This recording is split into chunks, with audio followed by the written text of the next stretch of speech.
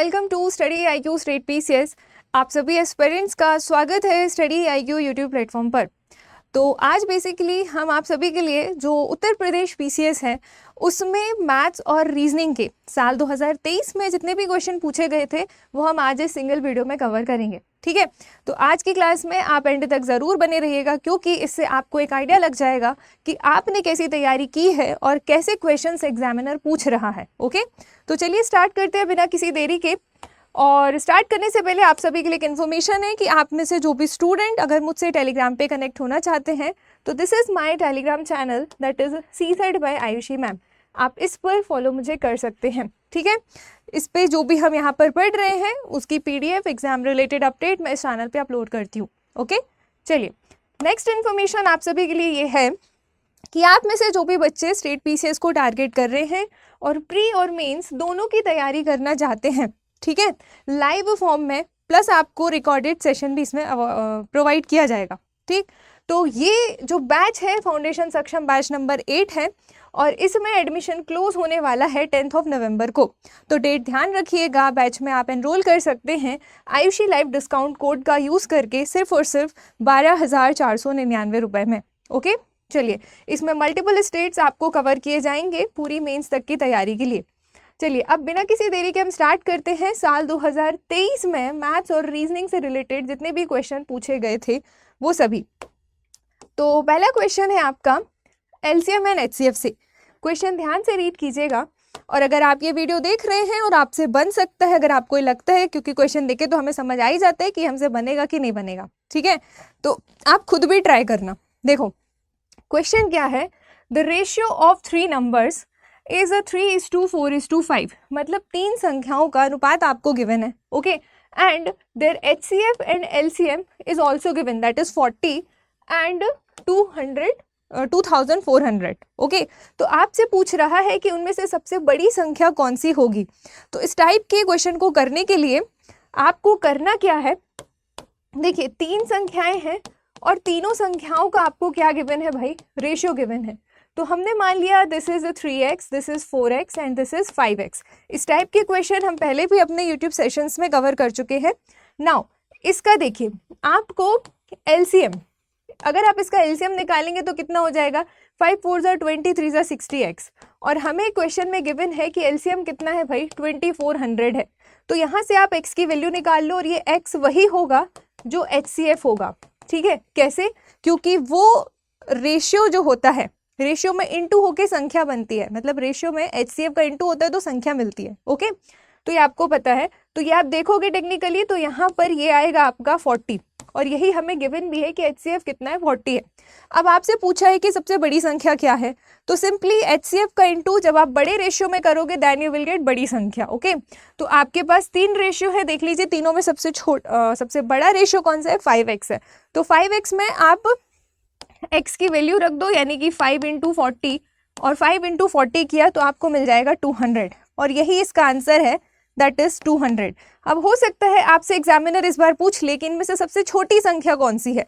तो छोटी संख्या के लिए आप क्या करोगे, जो सबसे छोटा रेशियो है उस पे HCF से इंटू कर दोगे तो आपको छोटी संख्या मिल जाएगी। इस टाइप के क्वेश्चन काफ़ी ज़्यादा एग्जाम्स में देखने को मिलते हैं, चाहे वो उत्तर प्रदेश PCS हो या फिर वो अदर स्टेट PCS हो, या फिर आप अगर और कोई वनडे एग्जाम की तैयारी कर रहे हैं तो उसमें भी ये क्वेश्चन देखे जाते हैं, जिसमें आपसे या तो मिड नंबर पूछ लेता है, या तो लार्जेस्ट नंबर, या तो स्मॉलेस्ट नंबर, या फिर difference between largest and smallest ऐसे करके भी पूछ लेता है। ठीक है, तो आपको हर एक कंडीशन के लिए मेंटली प्रिपेयर रहना है कि पिछली बार ऐसा आया था तो हो सकता है इस बार ऐसा आ जाए।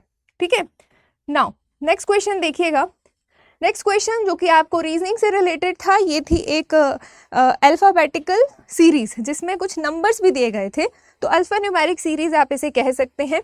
तो यहाँ पर क्या पैटर्न बन रहा था देखिएगा, बहुत ही सिंपल क्वेश्चन था और इससे ये समझ में आता है कि आपको भाई कोडिंग डिकोडिंग हो, चाहे मिसिंग नंबर हो, चाहे लेटर सीरीज हो, ये आपको पढ़ के जाना है। One of important topic. Okay, ABC है 6, ठीक है, उसके बाद EFG के बाद है कितना, 210। तो आपको बताना है कि IJK के बाद क्या आएगा। तो अगर आप देखेंगे कि ABC से 6 कैसे बन रहा है, तो लेट मी चेक। देखो एक ही सबसे पहले इम्पॉर्टेंट थिंग ये कि भाई आपको सबकी प्लेस वैल्यू याद होनी चाहिए। अगर आपको प्लेस वैल्यू नहीं पता होगी तो आप ना तो लेटर सीरीज कर सकते हैं, ना ही कोडिंग डिकोडिंग के क्वेश्चन कर सकते हैं। तो A is 1, B is 2, C is 3। तो देखिएगा 1 into 2 into 3 करोगे देन यू विल गेट 6, है ना। वैसे तो अगर हम 1 + 2 + 3 भी करें तो भी हमें 6 मिल रहा है, लेकिन जब सेम पैटर्न हम EFG में लगाएंगे ना तो हमें 210 नहीं लगेगा, मतलब 210 नहीं मिलेगा, है ना। देखो E कितना है आपका 5, F है 6 और G है 7। अगर आप सोचो कि मैम 3 + 2 + 1 भी तो 6 होता है, तो आप बोलो, फिर आप बताओ भाई कि 5 + 6 + 7 क्या 210 होता है? नहीं होता। लेकिन जब आप इसको मल्टीप्लाई करोगे ना तो डेफिनेटली यू विल गेट 210। तो वही मल्टीप्लिकेशन आपका यहाँ पर परफॉर्म होगा, that is I is 9, J is 10 और K is 11। तो 9 10 हो गया 90, और 90 में आपने 11 का इंटू किया तो कितना हो गया 990, ठीक है। तो यहाँ पर राइट आंसर हो जाएगा आपका 990। इस तरीके के क्वेश्चन आते हैं। तो अभी भी आपको इसको तैयार करके जाना है, लेटर सीरीज हो चाहे मिक्स्ड सीरीज हो, ये सब आप पढ़ के जाएंगे, ओके। क्योंकि अगर आप C-सेट में पास नहीं होंगे तो फिर आप कुछ भी नहीं कर सकते। स्ट्रेट पीसीएस में भाई C-सेट में आपको पास होना पड़ेगा। नाउ नेक्स्ट क्वेश्चन देखिए, एक और क्वेश्चन है जो कि आपका कोडिंग एंड डिकोडिंग से लिया गया। किसी कोड भाषा में अगर LC को क्या लिख रहे हैं 6 और TE को क्या लिख रहे हैं 10, तो आपको बताना है in the same code language PD को आप क्या लिखोगे, ओके। ये आपसे पूछा है। तो L और C को आप 6 कैसे लिख रहे हो आप देखिएगा। तो यहाँ पर जो पैटर्न हम देख पा रहे हैं दैट इज L की प्लेस वैल्यू होती है 2, ठीक है। C की प्लेस वैल्यू होती है 3, ठीक। तो अगर आप 12 में से 3 डायरेक्ट माइनस करोगे तो आपको 6 नहीं मिलेगा, है ना। तो आप क्या करो 3 में कुछ ना कुछ एडिशन या मल्टीप्लिकेशन करो।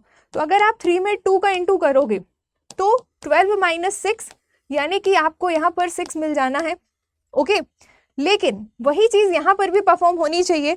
ऐसा नहीं होना चाहिए कि आप एक चीज़, मतलब यहाँ पर आप ये पैटर्न लगा रहे हो लेकिन यहाँ पर वो पैटर्न फॉलो अप ही नहीं हो रहा, तो ये ऐसा रूल नहीं चलेगा, ठीक है। दोनों में एक सा फॉलो होगा तभी जाके वो आपका पैटर्न माना जाएगा। नाउ T की प्लेस वैल्यू 20 और E की प्लेस वैल्यू है भाई 5। अगर हम इंटू 2 करें, क्योंकि हमने यहाँ पर भी किया था, तो हमको आराम से मिल जाएगा कितना 20 - 10 that is 10, okay. And then अब PD में भी सेम पैटर्न आप फॉलो कर दो। वाई? बिकॉज 2 कंडीशन थी, दोनों में सेम पैटर्न हमारा एंड तक फॉलो हो गया सक्सेसफुली। तो आप वही चीज़ PD में करोगे आप, तो P की प्लेस वैल्यू है 16 और D की प्लेस वैल्यू है 4। तो 16 - 4 ना करके 4 2 8 करोगे तो 16 - 8 कितना हो गया 8, और 8 किसकी प्लेस वैल्यू होती है H की। तो यहाँ पर राइट आंसर क्या हो जाएगा आपका B, ठीक। इस तरीके से आपको इस क्वेश्चन को करना था। चलिए बढ़ते हैं नेक्स्ट क्वेश्चन की तरफ बिना किसी देरी के। तो अगला क्वेश्चन है आपका नंबर सीरीज से, और नंबर सीरीज में मिसिंग नंबर सीरीज से, ठीक है। One of important topic of your examination. See क्या है कंडीशन? तो कंडीशन इज कि 1 है, 0 है, फिर 5 है, फिर 8 17 और 24 है। 8 17 और 24 है, ये आपकी सीरीज है। तो चेक कीजिए कि यहाँ पर क्या हो सकता है ना। अगर आप थोड़ा सा ध्यान देंगे तो हमें ये देखने कि यहाँ पर 1 कैसे बन रहा होगा, ओके। तो अगर हम 0 का स्क्वायर प्लस 1 करेंगे तो हमें 1 मिल जाएगा कि नहीं मिलेगा? मिल जाएगा ना। और अगर आप 0 लाना है आपको तो 0 कैसे लाओगे? 0 आप लाओगे 1 का स्क्वायर करो और माइनस करो, तो 1 - 1 0, है ना, ये मिल रहा है। लेकिन 5 कैसे आएगा? 5 को चेक कर लो जरा। 5 को आप देखोगे तो 0 है, 1 है, मतलब यहाँ पे +1 है, तो यहाँ पे भी +1 अगर हम करेंगे तो 2 का स्क्वायर, और एक बार +1 है एक बार -1 है, तो एक बार वापस +1 किया, देन वी विल गेट क्या 5, है ना। तो अब देखो 2 के बाद क्या आना चाहिए 3, और पहला जो नंबर है उसका स्क्वायर चल रहा है, और सेकेंड नंबर में एक बार +1 एक बार -1, है ना। तो देखिए +1 -1 +1 -1, तो 3 3 9, 9 - 1 8। सेम पैटर्न आगे फॉलो करो तो क्या मिलेगा आपको 17 है, तो 3 के बाद 4 का स्क्वायर +1, तो 16 + 1 विल बी 17। फिर आ जाओ आप 24 में, 4 के बाद 5 का स्क्वायर करो, लेकिन माइनस प्लस तो यहाँ पे माइनस, तो 5 का स्क्वायर -1 किया तो कितना मिल गया 24। तो अब देखिएगा आगे आपसे पूछा है क्या आएगा, तो 5 के बाद आप 6 का स्क्वायर करोगे और नेगेटिव के बाद पॉजिटिव, तो 36 और 1 कितना हो गया भाई 37। तो your right answer will be A. तो यहाँ पर आप ये ध्यान रखिएगा, ये वाला पैटर्न काफ़ी ज़्यादा एग्जाम में रिपीट होता है, मतलब नंबर ये नहीं रहेंगे लेकिन पैटर्न विल बी रिपीट, है ना। तो पैटर्न चाहे आप जिस भी स्टेट के हो, आपका वहाँ पे ये पैटर्न पे लग के कोई भी नंबर दे देगा, लेकिन पैटर्न सेम फॉलो होता है कि पहले नंबर का स्क्वायर दूसरे नंबर का प्लस, फिर पहले नंबर का स्क्वायर दूसरे नंबर का माइनस। तो अल्टरनेटिवली प्लस माइनस चेंज हो रहे हैं, लेकिन जो पहला नंबर है उसका स्क्वायर सीक्वेंस में इंक्रीमेंट वे में आगे बढ़ रहा है, ठीक। तो ये ध्यान रखना है आपको, सिर्फ ऐसे देखना नहीं है कि कैसे सॉल्व हो रहा है, इस पैटर्न को भी ध्यान रख के चलना है। नाउ एक और क्वेश्चन जो आपका रीजनिंग में लेटर्स के बीच में देखने को मिला कि लेटर्स का आपको सीक्वेंस निकालना है। तो अगेन इसमें भी आपको सीक्वेंस निकालने के लिए कोई बहुत बड़ा तीर नहीं मारना है, सिंपल प्लेस वैल्यू पहले देख लो कि प्लेस वैल्यू क्या क्या है ना। आधे से ज़्यादा प्रॉब्लम तो हमारी प्लेस वैल्यू सॉल्व कर देता है, जैसे Q is 17, N is 14, K is 11, question mark यहाँ पे है, और E इज़ 5, ठीक है। अब देखो सबसे पहला स्टेप होता है किसी भी सीरीज को सॉल्व करने का कि आप उनके बीच का डिफरेंस चेक कर लो। ओके, डिफरेंस देखोगे अगर आप, तो 7 से 14 हुआ भाई -3, 14 से 11 हुआ भाई -3। तो अगेन अब यहाँ पे 2 बार सेम चीज़ फॉलो हो गई है, तो आप अगला भी -3 करके देख लो और फिर गो टू द ऑप्शन। 11 - 3 करोगे तो क्या मिलेगा आपको 8 मिलेगा। तो चेक करो 8 है क्या, तो 8 तो नहीं है, लेकिन हमें लेटर ज़रूर पता है, और 8 में -3 किया तो 5 मिल रहा है, मतलब पैटर्न सक्सेसफुल हो रहा है ना। तो 8 आएगा, बट ऑप्शन में 8 नहीं है, ऑप्शन में 8 का लेटर है, और 8 का लेटर कौन है, H है, ठीक है। तो आपका राइट आंसर हो जाएगा यहाँ पर बी। तो इस तरीके के क्वेश्चन आपको एग्जाम में देखने को मिल सकते हैं, तो बी मेंटली रेडी कि भाई अगर हमारे शिफ्ट में ये पेपर आए तो हमसे बन जाए, ठीक है। चलिए come to the next question. Next question आपका किस चीज़ से है, तो this question is from time and work, है ना। Time and work also important topic भाई, हर एग्जाम में आपको देखने को मिलता है। देखिए क्वेश्चन इज कि अगर एक्स मैन किसी काम को 40 डेज में कंप्लीट करते हैं, okay, and 10 days are saved, कब, जब हम 5 एम्प्लॉय और वहाँ पे ऐड करते हैं, तो आपको बताना है कि 30 मैन इसको कितने टाइम पे कंप्लीट करेंगे। देखिए कैसे कर सकते हैं आप इस क्वेश्चन को सॉल्व करने के लिए, सिंपली आपको करना क्या है, पहले आप देख लो टोटल वर्क निकाल लो। ओके, एक्स मैन है, ठीक, 40 डेज में काम कर रहे हैं, तो टोटल वर्क हो गया कितना आपका भाई 40x। ओके, अब हमने 5 एम्प्लॉयज़ और जोड़ दिए या 5 आदमी और लगा दिए, तो 10 दिन कम लग रहे हैं, मतलब अब काम हो जा रहा है हमारा 30 × x + 5 डेज में, ठीक है। तो अब ये दोनों को आप इक्विवेलेंट रख के आप क्या कर लो, x की वैल्यू निकाल लो, ठीक है। तो 40x = 30x + 5, ये आप कर लोगे।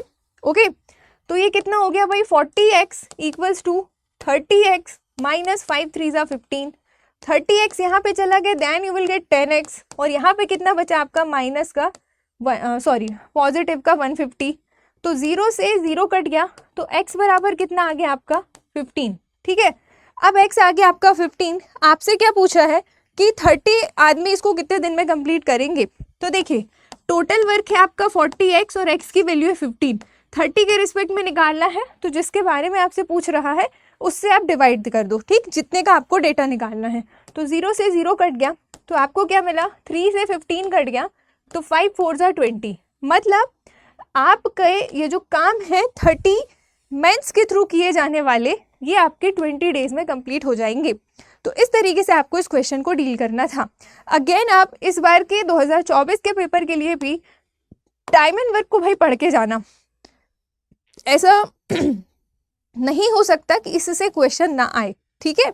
चलिए नेक्स्ट क्वेश्चन देखते हैं कि if 2 dogs run in opposite directions on a circular path, ठीक है, कोई सर्कुलर पाथ है भाई, और उसमें 2 डॉग क्या कर रहे हैं, दौड़ रहे हैं। एक अगर इस डायरेक्शन में जा रहा है तो दूसरा किस डायरेक्शन में आ रहा है, ये इस डायरेक्शन में, तो दूसरा इसी डायरेक्शन में दौड़ रहा है। ठीक, तो अब आपसे कहा जा रहा है इसमें कि इनका जो डायमीटर है वो कितना है भाई, तो इनका जो डायमीटर है वो है कितना, 7 मीटर, एंड यानी कि व्यास, ओके, एंड 2.5 मीटर पर सेकेंड और 3 मीटर पर सेकेंड की गति से ये लोग क्या करना शुरू कर रहे हैं, रनिंग करना शुरू कर रहे हैं। तो रिलेटिव स्पीड निकाल लोगे, दोनों ऐड हो जाएंगी, ऑपोजिट डायरेक्शन है, तो आपकी जो रिलेटिव स्पीड हो जाएगी वो कितनी हो जाएगी भाई, 2.5 प्लस 3 को आप जोड़ दीजिए तो देन यू विल गेट 5.5, और यूनिट क्या हो गई आपकी, मीटर पर सेकेंड।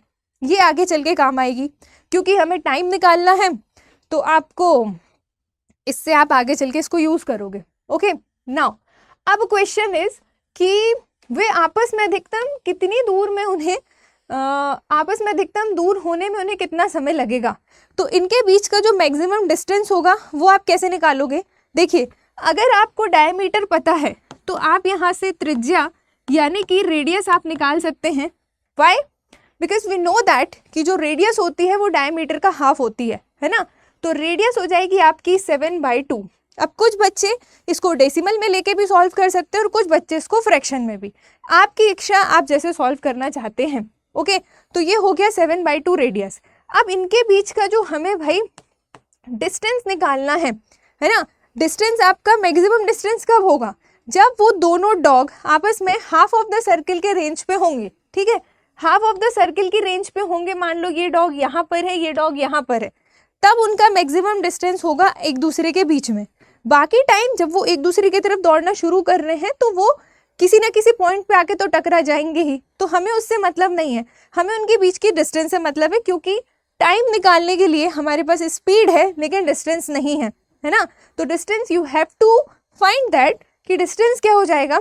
अगर फुल सर्किल की पेरीमीटर लोगे तो वो फुल टू दूरी होगी, लेकिन दो डॉग ऑपोजिट डायरेक्शन में दौड़ रहे हैं तो उस बेसिस पे यहाँ पे आपका सर्किल आधा होगा जब उनके बीच अधिकतम दूरी होगी। ठीक है, तो आधा सर्किल या हाफ ऑफ द सर्किल या इसको हम कहते हैं सेमी सर्किल, तो तब परिधि अगर आप देखोगे तो वो हो जाएगी आपकी pi r. Okay, and pi r मतलब पाई की वैल्यू 22/7 और आर आपका कितना है 7/2। तो आप इसको इजीली सॉल्व कर सकते हो, 7 से 7 कट गया, 11 से 22। ठीक है, तो यहाँ पर आ गया आपका कितना 11 और डिस्टेंस इज मीटर। ठीक है, अब देखो यहाँ पर बहुत सारे बच्चे क्या गड़बड़ करते हैं, वो वैल्यू को डेसिमल में ले लेते हैं। डेसिमल में कोई भी कैलकुलेशन सॉल्व करने में थोड़ा टाइम टेकिंग हो जाता है, तो आई वुड सजेस्ट कि जब भी आप कैलकुलेशन परफॉर्म करो ना, तो जहाँ पे भी कोई कैलकुलेशन बन रही हो, ये मत करो कि उसको वहीं रिड्यूस करने बैठ गए, जैसा है फ्रैक्शनल फॉर्म में उसको वैसा ही रहने दो, क्योंकि आगे चल के जब वो चीज़ आप यूज़ करोगे फाइनल कैलकुलेशन करने में तो वो ऑटोमेटिकली ईजिली रिड्यूस हो जाती है, रादर देन कि आप इसको यहीं पे डेसिमल बनाए जा रहे हैं फिर उसको आगे यूज़ कर रहे हैं, तो वो और डिफिकल्ट हो जाता है, फिर डेसिमल रिमूव कर रहे हैं, फिर कैलकुलेशन सिंप्लीफाई कर रहे हैं, तो ऐसा नहीं करना है। ठीक है, फ्रैक्शन में ही रहने दो, आगे वो खुद ब खुद कट जाएगा। जैसे यहाँ पर आपने देखा, अगर मैं इसको ज़बरदस्ती 3.5 ले लेती तो 3.5 लेती तो यहाँ डेसिमल में दिखता वो 22/7 के साथ, तो ऐसा आपको नहीं करना है। ठीक है, इससे आपका क्या होगा, वहाँ पे टाइम बचेगा। नाउ अब आपको निकालना है भाई टाइमिंग कि कितना समय उनको लगेगा। ठीक है, तो आप क्या करो, डिस्टेंस में क्या कर दो भाई, डिस्टेंस में स्पीड उससे भाग दे दो। आपको क्या निकालना है, टाइम निकालना है, तो time equals to distance upon speed, है ना। तो आपका डिस्टेंस कितना है 11 का है, 11 मीटर, और स्पीड आपकी कितनी है 5.5। ओके, तो जब आप इसको सॉल्व करोगे देन यू विल गेट 55/10, और इसको सॉल्व कर लो तो then you will get 11 into 10/55, है ना। तो इसको आप सॉल्व कर लो,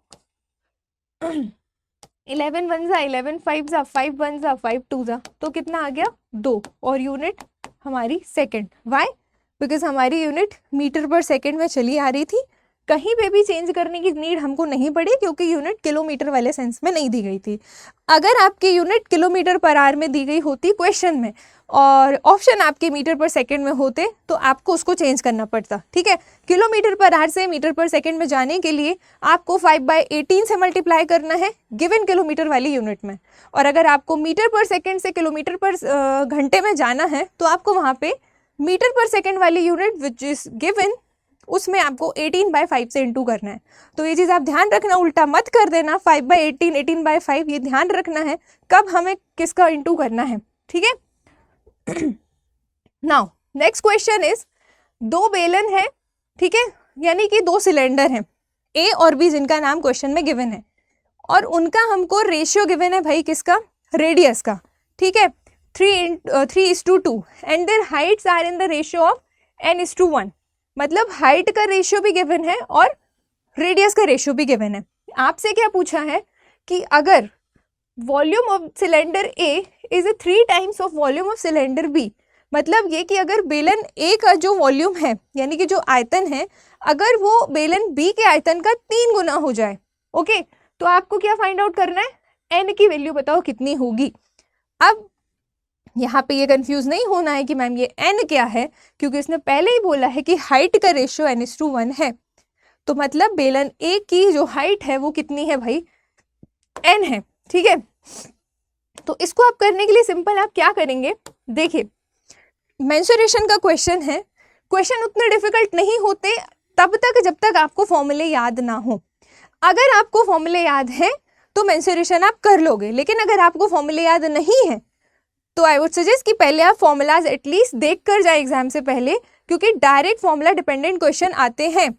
और जो चीज़ अगर आपको कोई पढ़ा रहा है, कोई बोल रहा है कि भाई ये चीज़ ऐसी आती है, तो उसको लाइटली नहीं लेना है, उसको पढ़ना है। ठीक है, क्योंकि पढ़ोगे तो बनेगा, नहीं पढ़ोगे तो फिर आपको तो हर ABCD भी डिफिकल्ट लगेगी अगर आपको नहीं बनती होगी तो। ओके, चलिए देखिए, तो दो सिलेंडर हैं, एक सिलेंडर ए है और एक सिलेंडर बी है। तो सिलेंडर ए का वॉल्यूम देख लो, देखो सिलेंडर ए की जो रेडियस है ना, हम मान ले रहे हैं वो RA है, सिलेंडर बी की रेडियस RB है, सिलेंडर ए की हाइट HA है, सिलेंडर बी की हाइट HB है। ओके, ये हमने माना है। तो देखो हमको RA/RB का वैल्यू पता है, HA/HB का वैल्यू पता है, क्या पता है, तो रेडियस बेलन ए की और बेलन बी की कितनी गिवन है, 3/2, और हमें हाइट भी गिवन है बेलन ए की और बेलन बी की कितनी, n/1, ये आपको गिवन है और आपको इसी n की वैल्यू निकालनी है।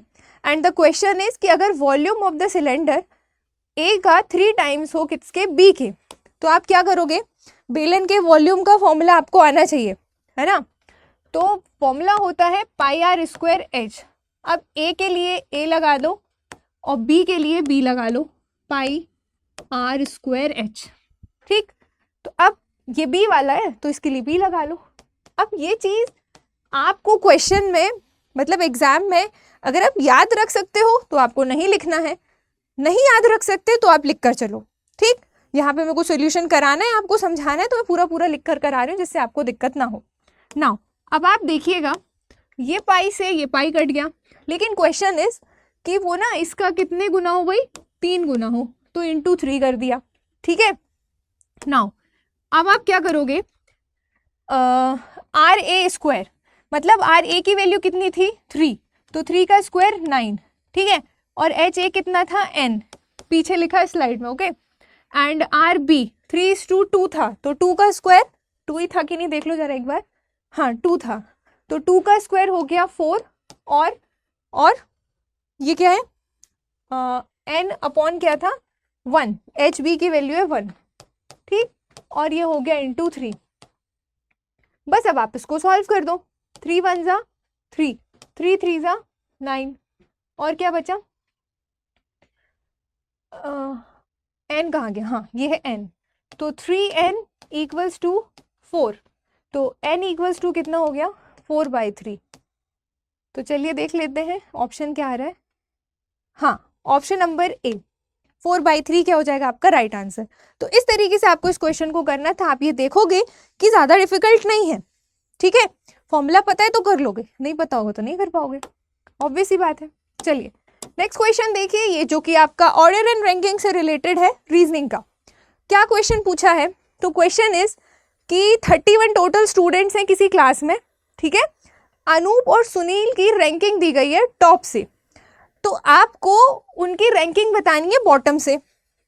अब ये what is top what is bottom, तो मैंने आपको पहले भी बताया हुआ है कि टॉप से बोले या लेफ्ट से बोले बात एक ही है, ऐसे बॉटम से बोले या राइट से बोले बात एक ही है। टर्मिनोलॉजीज अलग अलग यूज कर दी जाती है एग्जाम में ताकि आप लोग कंफ्यूज हो जाओ एंड नथिंग एल्स। देखिए आपको टोटल बच्चे पता है कितने हैं क्लास में, 31। अगर हम पहले अनूप की क्लास की बात करें, मतलब अनूप की रैंकिंग की बात करें, तो इसकी टॉप से रैंकिंग कितनी है, या फिर आप बोल लो लेफ्ट से रैंकिंग कितनी है, कितनी है, कहाँ गई? अनूप और सुनील का क्रम ऊपर से 7वां और 11वां है, मतलब अनूप के बारे में पहले लिखा है तो 7th है, ठीक है, 7th है। तो अब अनूप की बॉटम से रैंक निकालनी है, मतलब राइट से। तो आपको एक फॉर्मूला पढ़ाया हुआ है, इससे पहले भी जो हम वाईटी सेशंस लिए उसमें मैंने आपको पढ़ाया है L+R-1 वाला फॉर्मूला। इस पे आप पुट कर दो, सिंपली इसकी रैंकिंग आ जाएगी।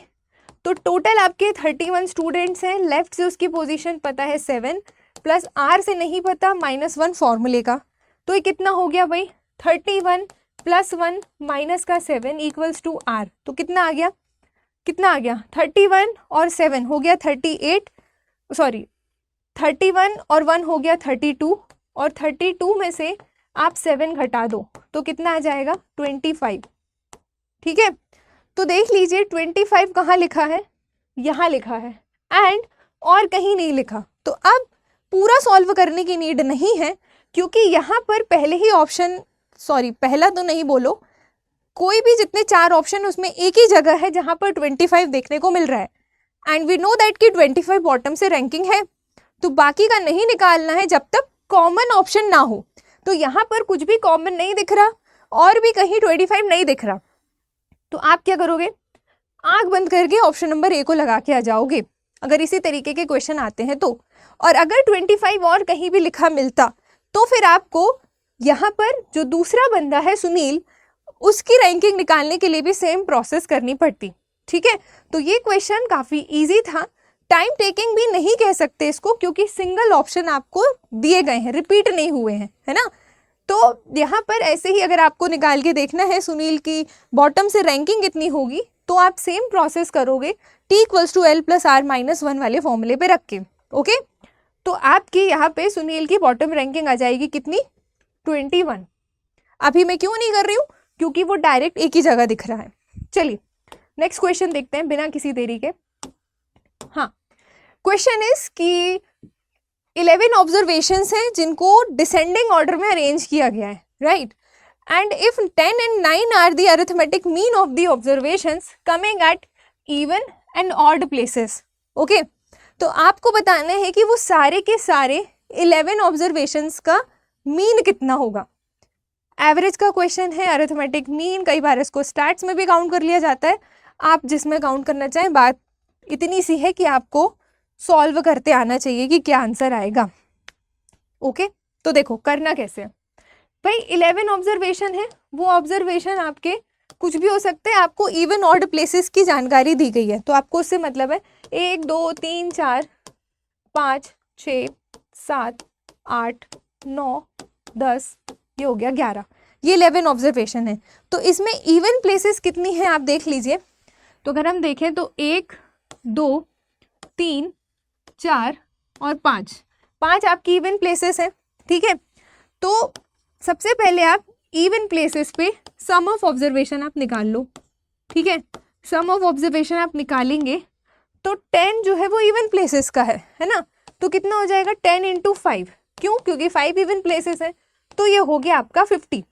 अब ऑड प्लेसेस पर सम ऑफ ऑब्जर्वेशन निकाल लो, तो ऑड प्लेसेस पर जब आप सम ऑफ ऑब्जर्वेशन निकालोगे तो वो कितने हैं, पहली चीज तो 9 और नंबर ऑफ ऑब्जर्वेशन कितने हैं 6, देख लो 1 2 3 4 5 6, 5 यहाँ आ गए तो 6 ही तो बचे, ऐसे भी कर सकते हो। तो ये हो गया 54। तो इनका टोटल कर दो, तो ये कितना हो गया 4 और 5 और 5 10। तो ये हो गया आपका टोटल नंबर ऑफ ऑब्जर्वेशंस। ठीक है, अब सम ऑफ ऑब्जर्वेशन, सॉरी, अब आपको पूछा है कि 11 ऑब्जर्वेशंस का सम ऑफ मीन क्या होगा, यही पूछा है ना, sorry, mean of all the 11 observation. तो फाइनली 11 ऑब्जर्वेशंस का मीन निकालने के लिए आप क्या करोगे, ये जो आपका टोटल आया है 104, उस पे आप 11 से भाग दे दोगे। ठीक है, तो ये कितना हो जाएगा, 104 पे आप 11 से डिवाइड करोगे, तो अब भाई 11 10 से करोगे तो बहुत ज़्यादा हो जाएगा, और ऑप्शन भी दिख रहे हैं कि 999 यहाँ पे दिख रहा है, मतलब मैक्सिमम तो 9 टाइम ही जाएगा। 11 9 जा 99 है ना, और फिर 11 भाग नहीं जाता तो पॉइंट, फिर 11 4 और 9.4 यहाँ आ रहा है और यहाँ आ रहा है, मतलब आखिर तक करके देखना पड़ेगा, बचा 5 टाइम्स और चला जाएगा 9.45। ऑप्शन नंबर बी आपका यहाँ पर आकर सही हो जाना है। इस तरीके से आपको इस क्वेश्चन को करना था, ये भी डिफिकल्ट नहीं था। अब आप इस टाइप के क्वेश्चन देखकर एक अंदाज तो लगा पा रहे होंगे ना कि ऐसे क्वेश्चन हो सकता है अभी वापस से पूछ लिए जाएं। Numerically data can be change but the pattern can be repeat, ये आपको ध्यान रख के चलना है। ठीक है, चलिए नेक्स्ट क्वेश्चन देखिएगा। नेक्स्ट क्वेश्चन है आपका ऑड वन आउट से, यानी कि रीजनिंग से। ओके, क्या क्वेश्चन है कि आपको इनमें से बताना है कि कौन सा अलग होगा। तो ये बताने के लिए आपको इनको चेक करना है कि ऐसा यहाँ पर क्या किया जा रहा है जिससे हम इसको अलग देख पाएं, है ना। देखो, जैसे 8 और 25 का क्या रिलेशन हो सकता है, अगर हम देखें तो 8 के टेबल में आता है 24, कब आता है 3 टाइम्स में, उसमें +1 करोगे देन यू विल गेट 25, है ना। ऐसे ही अगर आप 15, पहले आप ना क्या करना, अगर आपको बड़े नंबर दिख जाए तो आप पहले छोटे नंबर का देख लेना, छोटे नंबर के टेबल भी याद करना आपको इजी होगा, होप सो आपको याद होंगे, और छोटे नंबर पे पैटर्न चेक करना भी इजी होता है। जैसे 15 के टेबल में 46 तो नहीं आता, लेकिन 15 3 45 और +1 किया तो वी विल गेट 46, मतलब 15 से 46 कुछ इस तरीके से बन रहा है, 8 से 25 कुछ इस तरीके से बन रहा है। अगर हम देखें 18 और 73, तो 18 में अगर हम 3 का इंटू करें तो ये तो हो गया 54, और 54 में +1 करेंगे तो हमें तो यहाँ पे 73 चाहिए है, लेकिन यहाँ पे 73 नहीं आ रहा, तो एक हम होल्ड कर सकते हैं कि ये आपका ऑप्शन हो सकता है राइट आंसर। बाकी का आप 22 इंटू 67 पे देख लो, 22 का इंटू 3 करो तो आपको मिल जाएगा 66, और 66 में 1 ऐड करोगे तो आपको मिल जाएगा 67। मतलब यहाँ पर A, B और D ये 3 ऑप्शन है जिसमें सेम पैटर्न फॉलो हो रहा है, लेकिन ऑप्शन नंबर बी में नहीं, तो आपको ऑड छांटना था, तो राइट आंसर यही हो जाएगा आपका। Okay, now next question, select the related number from the given options. अब ये भी आपका मिसिंग नंबर का क्वेश्चन है। देखिए क्या है, 4 है, 17 है, तो आपको बताना है कि 7 और उसके बाद क्या आएगा, 7 के बाद क्या आएगा। तो देखिए 4 से 17 किस तरीके से हो रहा होगा, तो अब आपको एक बात कान खोलकर सुन लो, जहां पर भी आपको मैथ्स का सामना करना पड़ता है, ठीक है, अब मैथ्स ऐसा नहीं है कि मैथ्स के सब्जेक्ट में बस आती है, मैथ्स रीजनिंग में भी आती है ना। मैथ्स के ही कैलकुलेशंस आपके रीजनिंग को भी सॉल्व कराते हैं, लॉजिक अलग होते हैं लेकिन कैलकुलेशन आपको हर जगह देखने को मिलती है। और ऐसी कंडीशन में चाहे मैथ्स हो चाहे रीजनिंग, आपको squares, cubes, square root, cube root, tables, इन सब का ज्ञान होना बहुत ज़रूरी है। अगर आप सोचो कि मैम मेरी मैथ्स वीक है लेकिन मेरा रीजनिंग अच्छा है, तो भी आप ना कमतर आंको अपने आप को। क्यों? क्योंकि बहुत सारी जगह आपको squares, cube, prime number, even odd number, मतलब ये सारी चीज़ें ना आपको रीजनिंग में भी देखने को मिलेंगी जब आप मिसिंग नंबर सॉल्व करोगे, पैटर्न सीरीज सॉल्व करोगे, है ना। तो मैथ्स पीछा नहीं छोड़ती आपका रीजनिंग में भी, तो वो चीज़ आपकी क्विकली हो जाएगी, रैपिडली हो जाएगी अगर आपको ये सारी चीज़ें याद होंगी तो। क्योंकि याद होती है ना तो देखते ही पैटर्न दिमाग में आ जाता है ना। और बाकी प्रैक्टिस तो आपके हाथ में है ही। जैसे हमें 4 का स्क्वायर पता है कि 16 होता है, और 16 में +1 करेंगे तो हमें 17 मिल सकता है। वही चीज़ यहाँ करके देखो कि पहले वाले नंबर का स्क्वायर एंड देन उसमें +1, तो 7 का अगर आप स्क्वायर करोगे और +1 करोगे तो आपको कितना मिल जाएगा? 50। तो यहाँ पर राइट आंसर क्या हो जाएगा? 50। ओके, इस तरीके से आपको इस क्वेश्चन को करना था। हो सकता है आपके एग्जाम में अब पूछ ले, यहाँ पर स्क्वायर था साल 2023 में, साल 2024 का पेपर देने जाओगे तो यहाँ पे क्यूब +1 कर देगा, या फिर पावर 4 +1 कर देगा। तो भी आपको ये दिमाग में रखना है कि यार अभी स्क्वायर का आया था, हो सकता है क्यूब का आ जाए। तो ये साइमल्टेनियसली बताते चल रही हूँ कि इस तरीके से पूछ सकता है क्वेश्चंस। तो ये बात आपको ध्यान से सुनना है, सिर्फ वीडियो देखना नहीं है। ओके, चलिए नेक्स्ट क्वेश्चन है आपका अगेन रीजनिंग का है, और वो है कैलेंडर रिपीटेशन से। आपसे क्या पूछ रहा है कि 2009 का कैलेंडर कब रिपीट होगा। तो कैलेंडर जब मैंने इससे पहले भी आपको यूट्यूब पे पढ़ाया हुआ है, तो calendar repetition one of most important type of calendars question, ठीक है। तो इसमें क्या है ना, कैलेंडर रिपीटेशन देखने के लिए सबसे पहले तो चेक करो कि जो गिवन ईयर है वो लीप ईयर तो नहीं है ना। अब आपको इसके लिए लीप ईयर चेक करना आना चाहिए। तो लीप ईयर चेक करने के लिए आपको क्या करना रहता है, सिंपली गिवन ईयर को 4 से डिवाइड कर लो। अगर पूरा डिवाइड हो गया मतलब लीप ईयर है, नहीं हुआ यानी कि समथिंग रिमाइंडर बचा तो वो लीप ईयर नहीं है। ओके, तो अगर आप देखेंगे 2009 तो लीप ईयर आपका नहीं है, ठीक है, क्योंकि 2009 में 4 से डिवाइड होगा नहीं। तो नाउ अब लीप ईयर नहीं है तो जस्ट चेक कि इसके जस्ट बाद वाला ईयर कौन सा है, ठीक है। तो आप देखेंगे कि जस्ट बाद वाला ईयर है 2010 and this is also not leap year, है ना, ये भी लीप ईयर आपका नहीं है। तो ऐसे केस में जब आपका कैलेंडर रिपीट होगा तो वो कैलेंडर 6 ईयर्स के बाद रिपीट होता है। ओके, तो 2009 में सिंपली आप 6 जोड़ दो तो आपका राइट आंसर आ जाएगा, दैट इज 2015। तो यहाँ पे राइट आंसर हो जाएगा आपका कि 2009 का जो कैलेंडर होगा वो 2015 में रिपीट होगा। ओके, सिंपल सा क्वेश्चन था। आपको इस तरीके के पैटर्न याद रखने पड़ेंगे भाई कि कैसा क्वेश्चन आ रहा है। और अगर आप हमारे पेड बैचेस से जुड़ेंगे तो कैलेंडर बहुत डीप चैप्टर है, सिर्फ इतना ही नहीं है। ये तो मैंने वो पोर्शन बताया जो क्वेश्चन पे आया है, इसके अलावा और अंदर तक भी पूछता है कैलेंडर रिपीटेशन का, ठीक है। तो अगर आप हमारे कोर्सेज से जुड़ेंगे तो आपको वो सारी चीज़ें डीप में पढ़ने को डेफिनेटली मिलेंगी, जिससे आपका कोई भी क्वेश्चन घुमा फिरा के आएगा तो भी आप कर लोगे। ऑलराइट, ठीक है। नाउ अब इस क्वेश्चन को आपको क्या करना था भाई, मीनिंगफुल वे में अरेंज करना था, समथिंग कुछ ना कुछ ऑर्डर यहाँ पे फॉलो हो रहा होगा।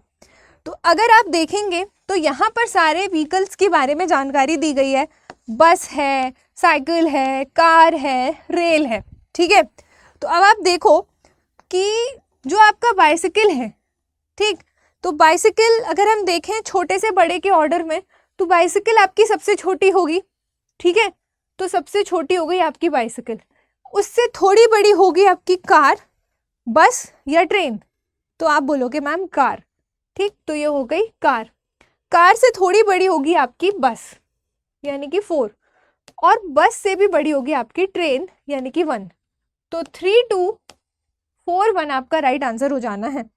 तो ये वाले क्वेश्चन इजी रहते हैं, बहुत ही डेली लाइफ से रिलेटेड, एकदम कॉमन सेंस से रिलेटेड क्वेश्चन आते हैं मीनिंगफुल ऑर्डर अरेंज करने के। इसके लिए आप नहीं भी पढ़ोगे ना, मतलब इस पर्टिकुलर टॉपिक को, सिर्फ आप PYQs देख लो, आपको अंदाज लग जाएगा, तो भी आप कर लोगे, ठीक। जो पढ़ने लायक है तो वो भी बताते चलूंगी। नाउ नेक्स्ट क्वेश्चन है आपका कोडिंग एंड डिकोडिंग से। यहाँ पर देखो क्या पैटर्न बन रहा है। अगर E की वैल्यू है 5 तो आप, और एक और गिवन है अमेंडमेंट का वैल्यू है 89, तो आपको बताना है कि सेक्रेटरी की वैल्यू क्या होगी। अब देखिए, हम यहाँ पर रट के तो जाएंगे नहीं कि सेक्रेटरी की वैल्यू इतनी होगी, ऐसा नहीं होता है, रूल कुछ ना कुछ फॉलो हो रहे होते हैं, ठीक है। तो एक बार जो मैं हमेशा कहती हूँ कि अगर किसी कोडिंग डिकोडिंग को सॉल्व करते वक्त जो इक्वल के दूसरे साइड वाली वैल्यू है अगर वो बहुत ज़्यादा बड़ी दिख रही है, ठीक है, तो वहाँ पे कुछ ना कुछ एडिशन या मल्टीप्लिकेशन हो रहा होता है या स्क्वायर या क्यूब हो रहा होता है। ओके, तो सबसे पहले सेंस में आप ज़रूर चेक कर लेना, क्योंकि यहीं पे आपके आधे से ज़्यादा पैटर्न सॉल्व हो जाते हैं। देखिएगा कि ई की प्लेस वैल्यू तो 5 होती ही है ना। अगर आप अमेंडमेंट को चेक करो, AM, EN, DM, ENT, ठीक है, तो A is 1, M is 13, E is 5, N is 14, D is 4, M is 13, E is 5, N is 14 और T इज 20। अब एक बार आपको क्या करना है, इन सब को ऐड करके देख लेना है कि कितना आ रहा है। अगर ऐड करने पर 89 आ रहा है देन सेक्रेटरी में भी वही कोड लगेगा। तो आप ये चेक कर लीजिए, आप यहाँ पे देखेंगे 3 और 1 4 और 5 9 और 4 13 और 4 17 और 3 20 और 20 और 5 25 और 4 29, है ना। आखिरी में 9 आ रहा है, यहाँ पर भी 9 है। ओके, बाद का देख लो, 1 2 3 4 और 2 कहाँ गया, सॉरी कैरी आया था आपका 2, ठीक, तो 2 और 1 3 4 5 6 7 8 89। ये हो गया आपका क्या, सम ऑफ प्लेस वैल्यूज। मतलब यही पैटर्न आपका यहाँ पे फॉलो किया जा सकता है। तो S की प्लेस वैल्यू है 19, फिर E की प्लेस वैल्यू है 5, फिर C की प्लेस वैल्यू है 3, फिर R की प्लेस वैल्यू है 18, फिर E की प्लेस वैल्यू है 5, फिर T की प्लेस वैल्यू है 20, फिर A की प्लेस वैल्यू है 1 एंड देन R की प्लेस वैल्यू है 18 और फिर Y की प्लेस वैल्यू है 25। अब ये आपका काम है, आप इन सबको जोड़ लेना, तो इसका आंसर आ जाएगा आपको जितना भी इस ऑप्शन में दिख रहा होगा। ठीक, अभी आप खुद कर लेना, पैटर्न आपको समझ में आ गया, इस तरीके से करना है। हो सके तो क्वेश्चन को कमेंट सेक्शन में आप आंसर मेंशन कीजिएगा कि यस मैम हमसे बन गया, इस क्वेश्चन का राइट आंसर इज दिस, ठीक है, या फिर हमने जो आपसे पूछा। नाउ अब एक और क्वेश्चन आपका मैथमेटिक्स से देखने को मिला जो कि था प्रॉफिट एंड लॉस से। ओके, तो देखिए profit and loss one of important topic, किसी भी एग्जाम की तैयारी करो प्रॉफिट एंड लॉस से भर भर के क्वेश्चन आएंगे, तो आपको ये पढ़ के जाने हैं, ठीक है। अब देखिए यहाँ पे डायरेक्ट रुपीज वगैरह उसने ऐसे करके नहीं लिखा, एक भाव का केस टाइप का दिया है कि यदि एक विक्रेता को 30 कलम बेचने के बाद 10 कलम के एसपी के इक्वल लाभ हो रहा है, 10 कलम के विक्रय मूल्य का लाभ हो रहा है, मतलब 30 पेन को जब वो बेच रहा है, ठीक है, 30 पेन को जब बेच रहा है तो जो लाभ हो रहा है, लाभ इज एसपी माइनस सीपी होता है, तो वो जो है वो 10 पेंसिल्स के एसपी के बराबर हो रहा है। तो इसको आप सॉल्व कर लो, 30 SP minus 30 CP equals to 10 SP, और सॉल्व कर लो, एसपी को इधर ले आओ तो ये हो गया आपका 20 एसपी और ये हो गया पॉजिटिव 30 सीपी, ठीक है। एसपी डिवाइडेड बाय सीपी से आप एसपी और सीपी की वैल्यू आराम से निकाल सकते हो, दैट इज 3/2। तो ये हो गए एसपी के सामने एसपी की वैल्यू, सीपी के सामने सीपी की वैल्यू। अब आपको प्रॉफिट परसेंट निकालना है, एसपी सीपी आपको पता चल गया, तो प्रॉफिट परसेंट निकालने के लिए प्रॉफिट अपॉन सीपी इंटू 100 होता है, और प्रॉफिट बराबर क्या होता है, एसपी माइनस सीपी। तो एसपी माइनस सीपी मतलब 3 - 2 दैट इज 1, और सीपी यानी कि 2 इंटू 100, तो 2 से 100 कट गया आपका 50 टाइम्स में, तो 50% आपका क्या हो गया यहाँ पर प्रॉफिट। तो इस तरीके से आपको इस क्वेश्चन को डील करना था, ज़्यादा डिफिकल्ट नहीं था। थोड़ा सा ऐसा हो सकता है कि आपको लैंग्वेज में दिक्कत जाए समझने में, लेकिन 1 से 2 बार अगर इस टाइप के क्वेश्चन आप पढ़ोगे तो डेफिनेटली आपसे आने वाले क्वेश्चन बन जाएंगे। देखिए नेक्स्ट क्वेश्चन है आपका कहाँ से, ब्लड रिलेशन से, ठीक, रीजनिंग का। देखिए क्या क्वेश्चन है कि A and B are brother and sister, मतलब ये कि भाई ए और बी क्या है, ब्रदर और सिस्टर है, और रिस्पेक्टिवली लिख दिया, मतलब पहले जिसकी बात हो रही है वो पहला वाला पोर्शन होगा। जैसे पहले ब्रदर लिखा है तो ए ब्रदर होगा, ठीक है, ए ब्रदर होगा और बी सिस्टर होगी, ठीक। ये साइड में एक इन्फो दे दी गई आपको। नाउ सी इज फादर, मतलब सी जो है वो ए के कौन है भाई, पापा। अगर ए यहाँ पर है तो ए के पापा ऊपर होंगे, ठीक है। And D is C is sister, D की सिस्टर कौन है, डी की सिस्टर है, sorry D is C is sister, मतलब सी की सिस्टर कौन है, डी है। और ए और बी भाई बहन है ना। तो भाई ए अगर यहाँ है तो बी भी तो यहीं होगा इसी लाइन में। और अगर ए के पापा सी है तो बी के भी तो पापा सी होंगे, है ना। तो ये भी हो गए भाई पापा, और ये यहाँ पे भी ए के भी ये हो गए पापा, ओके। और डी पापा की सिस्टर है, ठीक। फिर क्वेश्चन बोल रहा है कि ई इज डीज मदर, मतलब ई जो है वो डी की कौन है भाई, मम्मी है।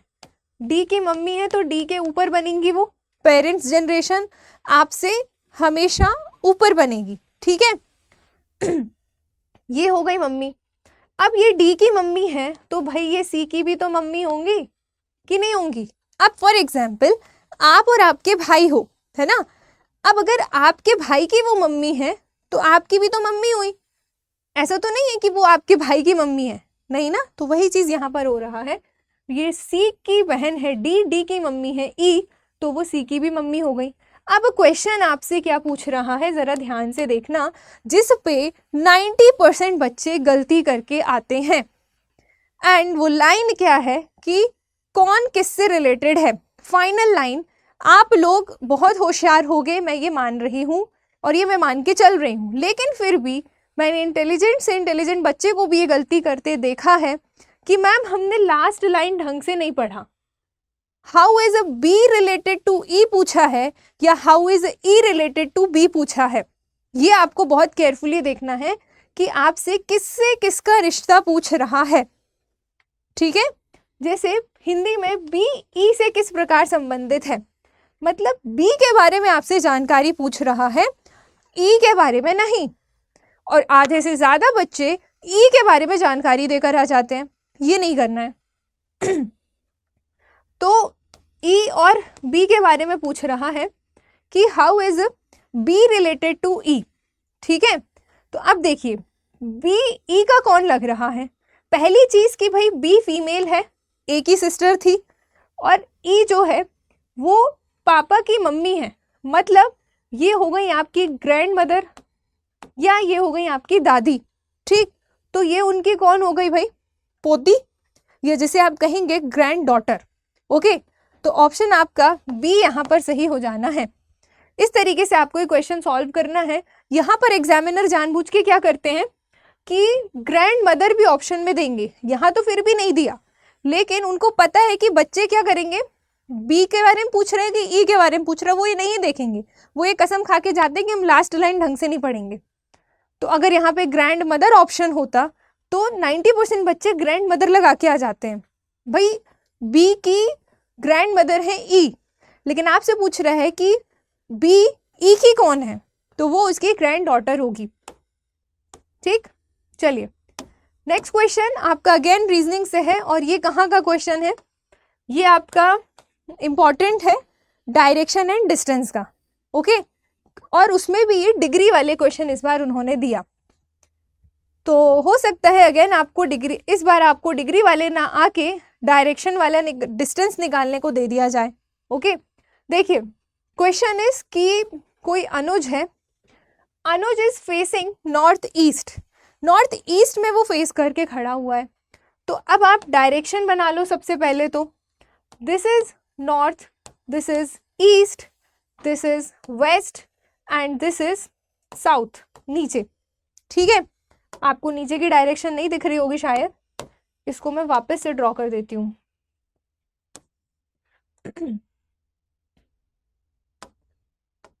रुकना, देखो ये आपके डायरेक्शंस हैं, this is north, east, west and this is south. Hope so अब दिख रहा हो।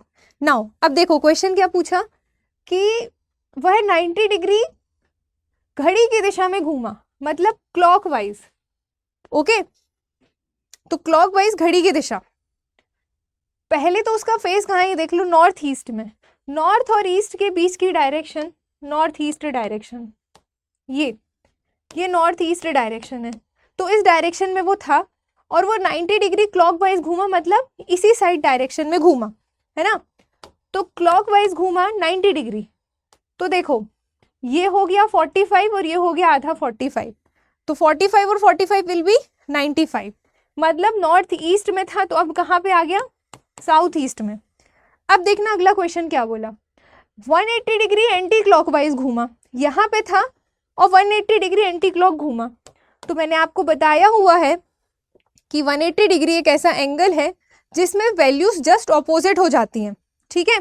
तो ये यहाँ पे है साउथ ईस्ट में, तो जस्ट ऑपोजिट कहाँ होगा, जस्ट ऑपोजिट इसके यहाँ होगा, यहाँ, यानी कि नॉर्थ वेस्ट में। तो ये हो गया इसका फुल, और ये कैसा घूमा है, एंटी क्लॉक, मतलब यहाँ से ये ऐसी डायरेक्शन में घूमा है 180 डिग्री, ठीक है। अब क्या बोल रहा है आपसे, 90 डिग्री पुनः उसी दिशा में घूमा, उसी दिशा में मतलब एंटी क्लॉक में, जस्ट पहले वाली। तो अब एंटी क्लॉक में 90 डिग्री घुमा दो उसको, मतलब ऐसे ही उल्टे उल्टे चले आओ। तो देखो ये हो गया आपका 45 और यहाँ आधा हो गया आपका 45, तो यहाँ से 90 डिग्री कहाँ हो गया आपका, साउथ वेस्ट डायरेक्शन में, सॉरी हाँ साउथ वेस्ट में। तो अब वो यहाँ से डायरेक्ट 90 डिग्री आ गया कहाँ पे, नॉर्थ वेस्ट से साउथ वेस्ट में। और आपसे पूछ रहा है कि in which direction is he facing now, तो कौन सा डायरेक्शन है, यहाँ पे आ गया, तो साउथ वेस्ट, और साउथ वेस्ट मतलब दक्षिण पश्चिम। तो राइट आंसर हो जाएगा आपका ऑप्शन नंबर डी। इस तरीके के क्वेश्चन एग्जाम में आते हैं, आपको इनको डेफिनेटली पढ़ के जाना है। हो सकता है अब आपसे डिग्री वाला ना पूछ के टोटल डिस्टेंस या शॉर्टेस्ट पाथ निकालने को पूछ ले, या समटाइम्स पाइथागोरस थ्योरम लगते हैं वो वाला भी पूछ लेता है ना। तो be mentally ready for that. Now next question है आपका मिसिंग नंबर सीरीज से। इसमें आपको बताना है कि यहाँ पर क्या आएगा। सीरीज देखकर पहली चीज तो ये घबराना नहीं है ना, थोड़ा बहुत दिमाग लगाओगे बन जाएगा। सबसे पहले डिफरेंस चेक कर लो, या तो डिफरेंस डायरेक्ट मिल जाएगा या तो अल्टरनेटिवली चेक कर लो। तो अगर आप देखोगे तो 2 से 3 हो रहा है +1 में, और 2 से 4 हो रहा है +2 में। 3 से 4 हो रहा है +1 में, और 4 से 2 हो रहा है +2 में। लेकिन 4 में +1 करने पर हमें 5 मिलना चाहिए, लेकिन यहाँ पर 6 मिल रहा है। तो अगर आप जस्ट बाजू वाले नंबर पे देखोगे +1 करके, तो 2 में फॉलो हो रहा है शुरू के, 3rd से फॉलो नहीं हो रहा। तो आप ये पैटर्न फॉलो नहीं कर सकते, तुरंत इसको वहीं की वहीं रोक देना बजाय अपना टाइम खराब करने के। देखो अब देख लो आप अल्टरनेटिवली, ये 2 है और ये 4 है, तो 2 से 4 हो रहा है +2 में, फिर 4 से 6 हो रहा है +2 में, फिर 6 से 8 हो रहा है +2 में, और 8 से 10 हो रहा है +2 में, है ना। तो मतलब अल्टरनेटिवली आपका +2 का पैटर्न आपको देखने को मिल रहा है। वैसे ही आप अंदर देख लो 3 वाली लाइन पे कि ये 3 है, 3 से 6 हो रहा है +2 में ना होके +3 में, और 6 से 9 हो रहा है +3 में, फिर 9 से 12 हो रहा है +3 में, है ना। तो मतलब ये कि एक बार अल्टरनेटिवली +2 और एक बार अल्टरनेटिवली +3 का पैटर्न चल रहा है, बस फॉलो कर दो। तो अब देखो 12 में +3 करो क्या आएगा 15, और 10 में +2 करोगे तो मिल जाएगा 12, मतलब आपका राइट आंसर हो जाएगा यहाँ पे 15।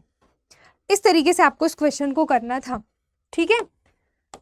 तो याद रखना है अल्टरनेटिवली पैटर्न वाले क्वेश्चन एग्जाम में देखने को मिलते हैं, ठीक है। अब ये क्वेश्चन आपको किस तरीके से करना था, अलजेब्रा का था। इसमें आपको कुछ नहीं करना था, 1 सपोज करके देख लेना था, ठीक है। अगर हम देखें तो क्वेश्चन था कि मैंने डायरेक्ट आंसर वाला डिस्प्ले कर दिया। देखो a + b = a/b + b/a, यहीं पे देख लो a + b a plus B equals to क्या था, a upon B plus B upon A, a upon B plus B upon A. ठीक है, तो इस टाइप के जब क्वेश्चंस आते हैं तो आपको ना उसमें जनरली क्या फाइंड आउट करना है, ए स्क्वायर प्लस बी स्क्वायर की वैल्यू, ए स्क्वायर प्लस बी स्क्वायर की वैल्यू। ठीक है, तो ये फाइंड आउट करने के लिए इस टाइप का चैप्टर मैंने ऑलरेडी पेड बैचेस में पढ़ाया हुआ है। अगर आप हमसे और डीप में पढ़ना चाहते हैं कि क्या चीज़ें कैसी होती हैं तो आप हमारे डेफिनेटली पीसीएस के कोर्सेज को ज्वाइन कर सकते हैं। यहाँ पे आप क्या कर लें ना, ए को 1 और बी को भी 1 सपोज करके देख लेना। कंडीशन अगर सेटिस्फाई हो रही है तो आप 1 पुट करके जो आपको फाइनल डेटा निकालना है आप उस पर वैल्यू को इम्प्लीमेंट कर सकते हो। जैसे आपने देखा यहाँ पर LHS RHS इक्वल हो रहा है। ठीक है, इनके काफ़ी सारे रूल्स हैं कि कब हमें 1 पुट करके देखना है, कब हमें 2 पुट करके देखना है। ठीक, तो ये अगर आप कोर्सेज ज्वाइन करेंगे तो आपको वहाँ पे सब चीज़ें मिलेंगी। तो वही चीज़ आप यहाँ पे पुट करके देख लीजिए। तो 1 + 1 दिस विल बी 2। तो आपका जो राइट आंसर होगा वो हो जाएगा आपका 2। ठीक, इस तरीके के क्वेश्चन आपके एग्जाम में देखने को मिलते हैं। रेयरली, ज़्यादा नहीं पूछता है लेकिन कई बार पूछ लेता है। अलजेब्रा का एक आधी क्वेश्चन आता है देखने को, ज़्यादा नहीं आते। चलिए अगला क्वेश्चन देखिएगा। अगला क्वेश्चन है आपका कि if the area of the base of a cone is increased by 100%। कोई कोन है, ठीक है, जिसका जो बेस होता है वो सर्कुलर होता है, ये आपको पढ़ाया हुआ है मैंने मेंसुरेशन में, और आपसे कह रहा है कि इसके आधार का क्षेत्रफल अगर 100% बढ़ा दिया जाए तो देखिए एक्चुअली में इसके आयतन में कितनी वृद्धि होगी। तो जो फॉर्मूला होता है वॉल्यूम का वो क्या होता है, 1/3 πr²h ये होता है। ठीक है, तो ये जो बीच का πr² है ना, ये वही आधार का क्षेत्रफल है। ओके, आधार का ये क्षेत्रफल है या एरिया ऑफ बेस है, बीच का जो πr² है। तो देखिए अब हमसे इसमें कह रहा है कि r को तो आप 100% बढ़ा दो, लेकिन h के बारे में कोई बात नहीं की गई, मतलब ये 0% ही रहेगा, है ना। तो इस टाइप के क्वेश्चन को सॉल्व करने के लिए परसेंट नेट वाला फॉर्मूला लगा लो, x + y + xy अपॉन 100। ठीक, इस पे जब आप पुट करोगे तो क्या आ जाएगा, 100 है ना। सिर्फ रेडियस को वो करना है, बाकी को नहीं करना। तो 100 + 0 + 100 × 0 डिवाइडेड बाय 100। तो ये कितना हो गया, ये पूरा 0 और ये बचा कितना 100। तो ये आपका क्या हो जाएगा 100%। यही आंसर है, और कुछ नहीं करना था। अगर आपको फॉर्मूलेस पता है तो आप आराम से कर लोगे। ठीक, नाउ मेंसुरेशन के आपके 2 क्वेश्चन देखने को मिले थे, coding decoding, missing number, mixed letter, भर भर के क्वेश्चन है, अच्छे से पढ़ के जाना इस बार। नाउ ऑड वन आउट निकालने के लिए देखो 2 बार इस एग्जामिनर ने ऑड वन आउट पूछा, एक बार नंबर के फॉर्म में और एक बार लेटर के फॉर्म में। ठीक है, हो सकता है अब 2024 में नंबर और लेटर मिला के पूछ ले ऑड वन आउट, तो इसके लिए भी तैयार रहिएगा। नाउ सिंपल है, सबसे पहले आपको क्या करना है, प्लेस वैल्यूज लिखनी है। जैसे t है भाई 20, b है 2, v है 22 और d कितना है 4। ओके, ऐसे ही इसको देख लो, a कितना है 1, x कितना है 24, c is 2 and z is 26। ठीक, अगला देख लो, j q, j o k q, j है 11, o है 15, सॉरी j है 10, o है 15, k है 11 and q is p q 16 17। Okay, ऐसे ही अगली लाइन देख लो आप, लास्ट वाली, f is 6, r is 18, h is 8 and t is 20। ठीक, अब इसको देखो, इनके बीच क्या हो रहा होगा, चेक करो। ये 20 और ये 22 +2 हो रहा है, ठीक। और बीच में देखो ये 2 और ये 4, यहाँ पे भी +2 हो रहा है, अल्टरनेटिवली +2 दिख रहा है। देख लो आगे और कहाँ तक दिख रहा है। अब आप जब यहाँ पे आए तो 1 और 1 में +2 किया तो आपको क्या मिल गया, सॉरी c की वैल्यू होती है 3, है ना, तभी तो हमको यहाँ पे c मिलेगा। c की प्लेस वैल्यू कितनी होती है 3, तो 1 में +2 किया तो हो गया कितना 3, और 24 में जब आपने +2 किया तो आपको मिल गया 26। ऐसे ही जब आपने आगे चेक किया तो आपको पता चला कि 10 में तो हम +2 नहीं कर रहे, यहाँ तो +1 हो रहा है, और भले ही 15 में यहाँ पे +2 हो रहा है, लेकिन ये वाली सीरीज तो ब्रेक हो रही है ना, 10 वाली, है ना। अब आगे देख लो लास्ट वाली, वैसे तो और यही पता चल गया है, आगे देख लो 6 है 8 है, 6 में +2 किया तो 8, और 18 में +2 किया तो 20, मतलब हर जगह वैल्यू फॉलो हो रही है, सिर्फ सी में नहीं हो रही। तो सी कौन होगा, ऑड होगा, है ना, तो राइट आंसर हो गया।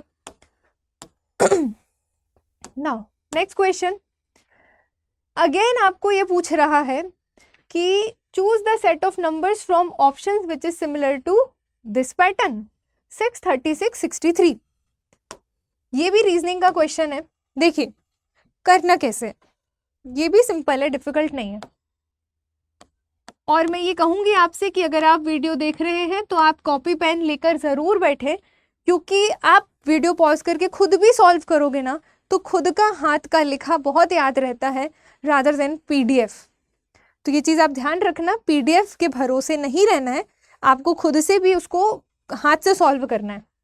देखिए ये एक पैटर्न है, तो हमें पहले तो ये देख लेना कि इस पे क्या पैटर्न चल रहा है, वही पैटर्न को इनमें से किसी ना किसी में फॉलो हो रहा होगा।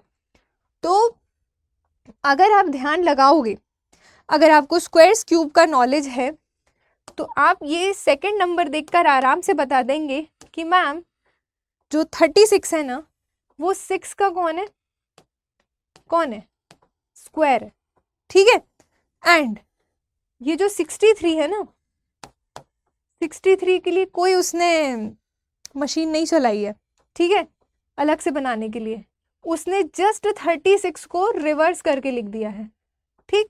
36 ऐसे लिखते हो, उसने ऐसे लिख दिया है रिवर्स करके, कुछ नहीं किया। अब वही चीज़ आप तीनों चारों ऑप्शन में देख लो किसमें ऐसा हो रहा है, तो आप ये पाओगे कि जो 94 है भाई उसका स्क्वायर 44 तो होगा नहीं, तो पहला ऑप्शन गलत। जो 7 है उसका स्क्वायर तो 49 होता है, यस, ठीक। और 49 को अगर हम उल्टा करके लिखें तो वो तो 94 होना चाहिए, ये तो 98 है, मतलब ये भी गलत। बहुत जल्दबाजी में ये मत करके आ जाना कि सिर्फ ये देखा कि 6 का स्क्वायर 36 है, 7 का स्क्वायर 49 है, यही होगा आंसर, यही लगा दो। ये इस अंधविश्वास में मत रहना आप लोग, ठीक है। देखो आगे थर्ड वाला भी कुछ सोच समझ के लिखा है उसने, तो उसको भी देख लेना। नाउ 8, 64, 46, वी नो दैट कि 8 का स्क्वायर 64 होता है, and the third pattern is कि 63 को मतलब 36 को उसने 63 लिखा, तो यहाँ पे 64 को 46 लिखना चाहिए, तो वो लिख भी रहा है, तो राइट आंसर हो जाएगा आपका सी। आगे जाके देखने की नीड ही नहीं है, ओके। चलिए नेक्स्ट क्वेश्चन LCM और HCF से है, मतलब LCM HCF के 2 क्वेश्चन आए थे, ओके। इससे पहले जो फर्स्ट क्वेश्चन था वो भी LCM HCF का था, आगे हो सकता है एक आध और दिख जाए। देखो 2 संख्याओं का HCF आपको गिवन है, ये 2 संख्याएं हैं, इनका HCF आपको गिवन है कितना 25। LCM के अन्य 2 गुणनखंड दिए गए हैं 14 और 15। तो जब आप 14 का इंटू 25 में करोगे तो आपको एक नंबर मिल जाएगा, और जब आप 25 का इंटू अगले गुणनखंड LCM के 15 पे करोगे तो आपको अगला नंबर मिल जाएगा, ठीक। और आपसे उन्हीं नंबर्स का सम पूछा है। यहाँ पे भी आपको नंबर मिलेगा, यहाँ पे भी आपको नंबर मिलेगा। कितना मिलेगा? तो ये हो गया भाई 14 5 ज़ा 70 और 14 2 ज़ा 28। ठीक है, 28 में 7 जोड़ दो, कितना हो गया? 35। ठीक, ऐसे ही इसको यहाँ पे इंटू कर दो, तो 15 5 ज़ा 75 और 15 2 ज़ा 30, तो 30 और 7 37। तो सम ऑफ नंबर कितना हो गया? 5, 7 और 5 12, 3 3 6 और 1 7, 7 to 5। यस, यही हो गया आंसर। ओके, सिंपल क्वेश्चन था, ज़्यादा डिफिकल्ट नहीं पूछा था आपसे, बेसिक क्वेश्चन था। नाउ अगला क्वेश्चन आपका रीजनिंग से है, जिसमें आपको क्या बताना है? ये रिलेशन बताना है आपको कि क्या रिलेशन यहाँ पे फॉलो हो रहा है। जैसे कि साइकिल है, उसका यूनिसाइकिल लिखा है, बाइसिकल का यूनिसाइकिल लिखा है, तो क्या रिलेशन होगा? भाई बाइसिकल में आपको 2 व्हील देखने को मिलते हैं, लेकिन यूनिसाइकिल में 1 व्हील होता है। ठीक, इसको समटाइम्स मोनोसाइकिल लिखकर भी आ सकता है, ये तो ध्यान रखिएगा। तो यहाँ पे 2 व्हील, यहाँ पे 1 व्हील। तो अब ग्लासेस का भी वैसे ही कुछ रिलेशन आपको 1 और 2 के रिस्पेक्ट में निकालना है। तो देखिए, अब चश्मा दोनों आंखों में है ना, तो यहाँ पे देखिए फेस नहीं होगा, शीशा नहीं होगा, पैडल नहीं होगा, लेकिन मोनोकल होगा। मोनोकल का मीनिंग होता है सिंगल ग्लास। ठीक, सिंगल आई ग्लास। तो ये हो जाएगा आपका 2 का 1, यहाँ पे भी 2 का 1, कुछ इस तरीके का पैटर्न बन रहा है। ठीक है, चलिए नेक्स्ट क्वेश्चन। नेक्स्ट क्वेश्चन है आपका किससे? ट्रेन से। ठीक, ट्रेन के टाइम, स्पीड एंड डिस्टेंस वाले कॉन्सेप्ट से। इस टाइप के क्वेश्चन मैं आपको बता दूं कि बिहार पीएससी में भी देखने को मिलते हैं। तो अगर आप दूसरे स्टेट के भी तैयारी कर रहे हो ना, तो भी ये नहीं सोचना है कि हम इनको ना देखें, क्योंकि न्यूमेरिक डेटा है, न्यूमेरिक सब्जेक्ट है, सिलेबस सेम है। तो जिस स्टेट का बच्चा है वो उसी स्टेट के PYQs देखता है, और बेचारा ये सोचता है कि मैं BPSC के पेपर के क्यों देखूं, मैं MPPSC का क्यों देखूं, है ना। लेकिन एग्जामिनर को पता है ना कि बच्चे नहीं देखेंगे, तो चलो क्रॉस करते हैं। MPPSC का 2019 का क्वेश्चन उत्तर प्रदेश PSC 2024 में पूछ लेते हैं, क्योंकि बच्चे थोड़ी देखने जाएंगे वहाँ पे। तो मैं ये बिल्कुल नहीं कह रही कि आप सारे पेपर उठा के पढ़ने लगो, लेकिन वीडियोस को एटलीस्ट आप देख कर सुन लो कि हाँ इस टाइप का पूछा जाता है, तो आपके दिमाग में वो रहेगा। ओके, चलिए इस क्वेश्चन को करते हैं। क्वेश्चन इज कि 140 मीटर की कोई लंबी ट्रेन है जो कि अपनी 60 किलोमीटर पर आवर की स्पीड से क्या हो रही है? चल रही है। और भाई कोई कैट है, यानी कि बिल्ली, वो क्या कर रही है? पैरेलली उसी डायरेक्शन में कितने की स्पीड से चल रही है? 18 किलोमीटर प्रति घंटे की स्पीड से दौड़ रही है। ठीक, तो आपको पूछ रहा है कि रेलगाड़ी उस बिल्ली को कितनी देर में पार कर लेगी। देखिए, इसी क्वेश्चन में कैट की जगह डॉग कर दिया था और BPSC में पूछा था। न्यूमेरिक डेटा चेंज कर दिया था, सेम पैटर्न था, सेम ट्रेन थी, ट्रेन की कोई लेंथ थी, वो 140 नहीं थी, पहले ही बता दूं, और सेम डायरेक्शन में ट्रेन और डॉग चल रहे थे। बिहार के पेपर में, उत्तर प्रदेश के पेपर में ट्रेन और बिल्ली चल रहे हैं। देखा आपने फर्क? सिर्फ इतना सा डिफरेंस है। तो आप जिस भी स्टेट के हो एटलीस्ट वीडियो देखो, फायदा ही होगा आपको, नुकसान नहीं होगा। देखिए, डिस्टेंस आपको पता है 140 मीटर, ठीक, एंड ट्रेन जो है, ठीक है, ट्रेन जो है उसकी स्पीड आपको गिवन है कितनी? 60 किलोमीटर पर आवर। एक बात ध्यान रखिएगा, आपके ऑप्शन जरूर देख लेना यूनिट क्या है। यहाँ देखो किलोमीटर पर आवर है, यहाँ पे सेकंड है, मतलब ये चेंज होगा आगे चल के। And there is a cat जिसकी स्पीड कितनी है? 18 किलोमीटर पर आवर। ठीक है, डायरेक्शन सेम है। तो मैंने बताया था, ट्रेन पढ़ाया था जब, कि अगर डायरेक्शन सेम होता है तो स्पीड क्या हो जाती है आपकी? माइनस, ठीक, स्पीड माइनस हो जाएगी, तो इनकी रिलेटिव स्पीड कितनी आ जाएगी? ये हो गया भाई 10 में से 8 गया 2, 5 में से 1 गया 4, 42 किलोमीटर पर आवर, ये हो गई इनकी रिलेटिव स्पीड। ओके, अब आपसे कह रहे हैं कि रेलगाड़ी बिल्ली को कितने देर में पार कर लेगी। डिस्टेंस आपको पता है, स्पीड आपको पता है, आपको टाइम निकालना है। तो टाइम इक्वल्स टू होगा आपका डिस्टेंस अपॉन स्पीड। तो डिस्टेंस हो गया 140 और स्पीड हो गई आपकी 42, बट 140 आपका मीटर में है और 42 आपका किलोमीटर में है, तो आपको यूनिट चेंज करना बनता है यहाँ पर, तो आप कर लीजिए आराम से। तो 140 डिवाइडेड बाय 42 इंटू 5/18 करोगे तो मीटर पर सेकंड में बदल जाएगी, ठीक है। तो 140 डिवाइडेड बाय 6 के टेबल से कट जाएगा, ओके, एंड 5 से 5 2 ज़ा 10 और 5 8 ज़ा कितना हो गया 40, ठीक है। 7 1 ज़ा 7, 7 4 ज़ा 28, और ये जो 3 है ये ऊपर मल्टीपल में चला जाएगा, तो कितना हो गया भाई 4 3 ज़ा 12, ओके। तो 12 और यूनिट आपकी हो जाएगी सेकंड, देख लो 12 सेकंड में वो जो ट्रेन है वो स्कैट को क्रॉस कर लेगी, ओके। इस तरीके का क्वेश्चन एग्जाम में आया। नाउ नेक्स्ट क्वेश्चन है आपका ब्लड रिलेशन से, अगेन मतलब ब्लड रिलेशन के अब ये सेकंड क्वेश्चन हो गया, ओके। इससे पहले एक क्वेश्चन हमने देखा था जिसमें अल्फाबेटिकल लेटर्स थे, किसी का नाम वाम नहीं दिया था, यहाँ पे नाम है, देखो घुमाने के लिए वो कुछ भी कर सकते हैं। क्या लिख दिया? Shyam is a friend of Ram. एक इन्फो आपको दे दी गई कि श्याम और राम दोस्त हैं। पॉइंटिंग टू मनीष, ये दोनों दोस्त हैं और मनीष कोई होगा थर्ड बंदा, उसके बारे में बात कर रहे हैं। तो Shyam asked Ram who is he या हु इज हिज। देखो कौन पूछ रहा है? यहां कहीं मनीष है, ये मनीष है। राम और श्याम बात कर रहे हैं, तो श्याम ने राम से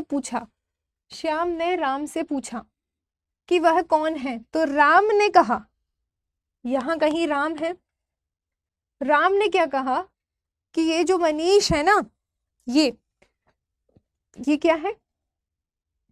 उसका बेटा मेरे बेटे का चाचा है, मतलब मनीष का कोई बेटा होगा, ओके, जो कि राम के बेटे का चाचा है, यानी कि अंकल है।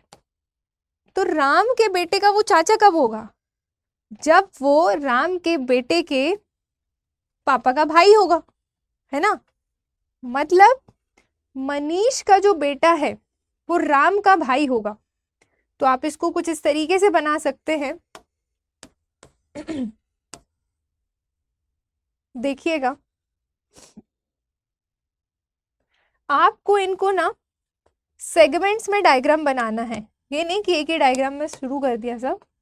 ये हो गया राम, ये हो गया राम का कोई भाई, ठीक। और ये जो भाई है ना, ये अरे यार रुको, थोड़ा और नीचे बनाना पड़ेगा।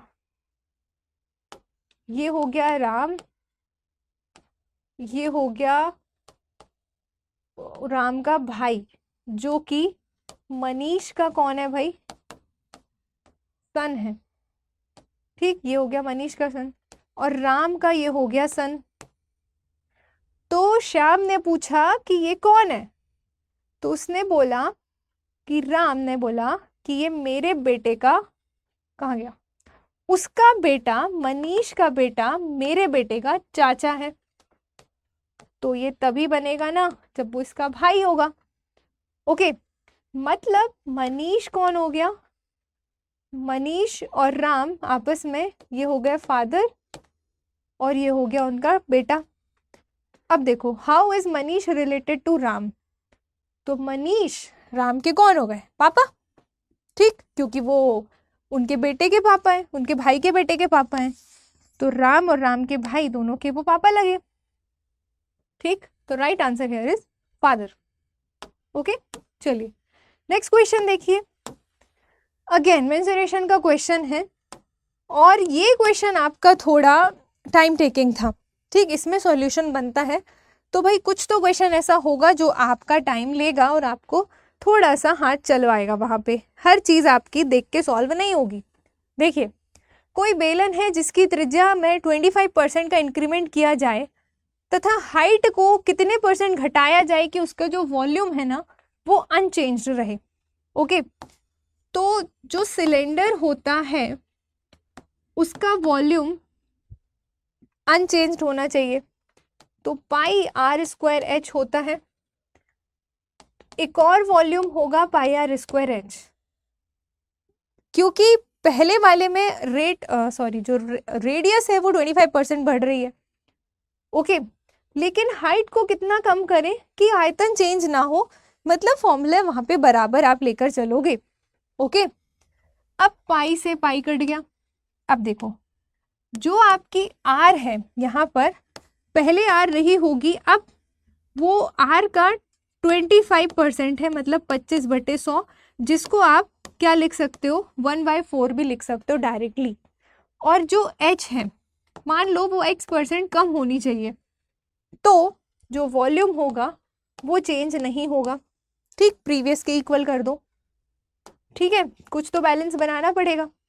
अब आप यहाँ पर a + b के होल स्क्वायर का फॉर्मूला लगा लोगे, तो r square plus 1/16 r square plus 2a यानी कि r और b यानी कि 1/4 r। ओके, तो ये हो गया आपका इतने का। फिर h - x आप इसको एज इट इज़ लिखे रहने देंगे, क्योंकि हम हाइट में से x हाइट कम करेंगे। वही चीज़ उसने पूछा कितने % घटाए, हम मान रहे x% घटाएं, तो वॉल्यूम चेंज नहीं होगा। अब आपको इस इक्वेशन को सॉल्व करना पड़ेगा। अब आप यहाँ पर ये नहीं कह सकते कि शॉर्ट मेथड बता दो, हर क्वेश्चन शॉर्ट तरीके से सॉल्व नहीं हो सकता। Let me clear you again and again. आप लोगों का ये मिसकंसेप्शन है कि आपका हर क्वेश्चन 2 से 4 सेकेंड में सॉल्व हो जाए, तो ये नहीं होगा।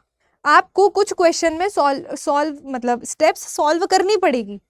ठीक है, वो स्पेसिफाइड होते हैं, वो क्वेश्चन ऐसे ही किए जाते हैं।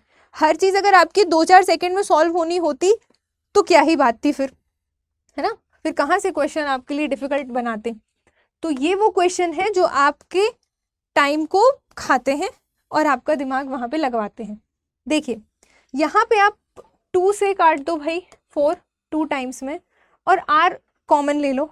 ठीक है, आर स्क्वायर अगर आपने कॉमन ले लिया तो आपका क्या हो गया, आर स्क्वायर बाहर आ गया, अंदर बचा आपका 1 अंदर बचा आपका 1 + 1/16 + 2। और यहाँ पे क्या था आपका फॉर्मूले का h - x और r square h - x r square h। ये तो आपको करना पड़ेगा, है ना। नहीं कर रहे हैं तो फिर पास होना भूल जाओ। हर चीज़ आपको ऐसा नहीं है कि स्पून फीडिंग कराई जाएगी। आर स्क्वायर से आर स्क्वायर कट गया, यहाँ पे एलसीएम ले लिया तो 16 + 1 + 8 डिवाइडेड बाई 16, और दिस इज h में से x% कम करेंगे तो हमारा वॉल्यूम अनचेंज्ड रहेगा। ऊपर हो गया कितना 25 डिवाइडेड बाई 16, और यहाँ हो गया h - x equals to h। ये 16 को यहाँ भेज दो तो this will be 25h - 25x equals to 16h। अब ये 25x को वहाँ 16h को यहाँ, तो 25h - 16h equals to 25x, तो here will be 9h equals to 25x। Okay, तो अब देखिएगा 9h इक्वल्स टू 25x है, तो h/x निकाल लो तो दिस विल बी 25/9। मतलब ये पुरानी h और ये x वो वैल्यू है कि जब हम इतनी h में से कम कर देंगे ना तो वॉल्यूम अनचेंज्ड रहेगा। अब आपको ना इस बोर्ड फिलिंग में नहीं जानी है। क्यों नहीं जाना है, क्योंकि ये मैं पूरा स्टेप बाय स्टेप उन बच्चों को कंसीडर करके सॉल्व कर रही हूँ जिनको मैथ्स का MB नहीं आता, है ना। अगर आपको बनता है तो आप इसमें से कई सारी स्टेप्स स्किप कर सकते हैं, तो आपके लिए सॉल्यूशन ऑटोमेटिकली रिड्यूस हो जाएगा।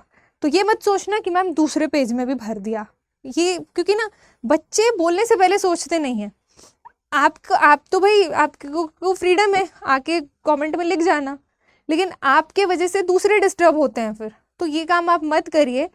स्मार्टली पढ़ाई कीजिए कि अगर आपकी मैथ्स अच्छी है, आपको स्टेप से समझ में आ रही हैं, तो आपको क्या करना है आपको ये पता नहीं क्या हो गया, वेट करना 1 मिनट। आपको उनको स्टेप्स को आप स्किप कर सकते हैं, 2 मिनट होल्ड कीजिएगा। कुछ टेक्निकल एरर हो गई।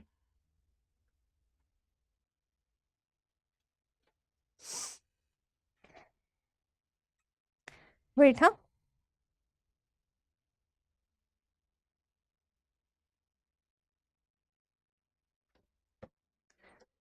ये क्या हो गया इसमें देखना।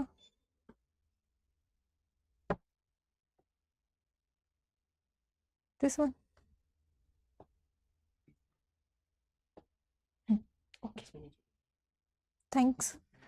हाँ तो देखो करना क्या है, आपको जो चीज़ आप स्किप कर सकते हो तो वो आप स्किप कर देना, अदरवाइज आप को पूरा लिखना चाहते हो तो लिख दो। तो देखो x ये है कि इतना कम होना चाहिए, हमें परसेंटेज में निकालना है, तो 9 कितने में से 25 में से इंटू 100, तो 25 से 100 कट गया 4 टाइम्स में, और 9 4 हो गया 36%।